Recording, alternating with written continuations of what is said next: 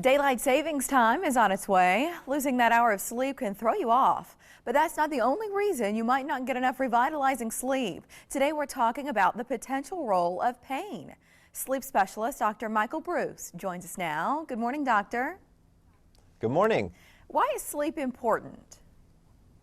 So it turns out that sleep is critical for almost every aspect of health. We know that sleep affects every disease state, every organ system, every type of emotion out there. It's really the foundation to wellness, and we know that healing is what occurs during sleep. I mean, when we sleep, it's when our body kind of goes into the repair shop and kind of pulls out the scratches and the dings and kind of gets everything ready for the next day. What are some of the causes of sleeplessness?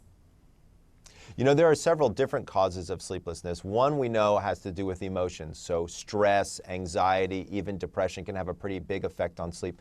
But there also turns out that there's several physical aspects that can have an effect on sleep. And one of them turns out to be pain. I work in a pain center because people in pain don't sleep, and we've learned some very interesting things. The biggest one is that you can't treat either one of those situations in isolation. You don't just treat the sleep and you don't just treat the pain. You want to actually treat them both together, and we find that the outcomes are significantly better. That's why I partnered with Advil PM to kind of get the word out to people so that they can understand that the more sleep deprived they are, the more they're going to feel their pain. So we really need to kind of look at how can we attack this together. In working with patients, just how serious is it? I know you can't talk about specific cases, but give us some insight. Well, one of the things we know is that when people are in pain, not only do they have a difficult time falling asleep, but in many cases a difficult time staying asleep. So if there's some anxiety about lying down and kind of getting into a comfortable position, but also if they twist or turn throughout the evening, they might wake up in pain. And so there's some anxiety associated with that. So it really seems to hit people on all different levels. So that's pain and sleep. What about technology and sleep? Some people have TVs in the bedroom. They've got cell phones, tablets, and they're using those devices right up until their eyes close. Is that smart? Oh, yeah.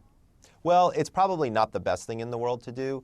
Television, I think, is a little bit different than a tablet or a phone for a couple of different reasons. First of all, the light that's emitted from any electronic object turns out that it can hit the optic nerve, bounce around, and actually stop the production of melatonin.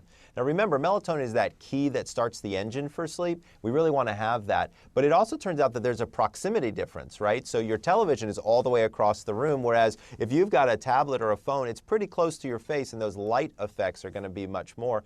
But also I think there's an engagement issue there as well. If you're playing your favorite game and you're trying to get your high score, you're probably not winding down too much to fall asleep or answering emails or things like that. So I'm oftentimes asking people to do what I call an electronic curfew. Try to turn off all electronics approximately an hour before bed. That's great advice. Man, I get riled up with Fruit Ninja. You're right. Hard to go to sleep when I'm trying to best my score. We have less than a minute. Any other advice about the things we should avoid, maybe eating and drinking before going to bed? Well, you know, caffeine turns out to be a big factor, but I'm not saying no caffeine. I would say stop caffeine around 2 p.m. That way it won't affect your ability to fall asleep at night. And alcohol turns out to be a big one as well. While alcohol makes people feel sleepy, it actually keeps them out of the deeper stages of sleep, changes that overall sleep quality, which is really not something that we want to see happen. I've created a video library series that can be found at advilpm.com, and if people go there now, they can even get a free sample. Sounds great, and some helpful advice today. Thanks for joining us, Dr. Breus. Thank you. All right, we welcomed author Jennifer Shiverini today. Another best-selling author will join us tomorrow. Who, still ahead, and proud grandparents captured a special moment. We're happy to show it off in our Picture of the Day.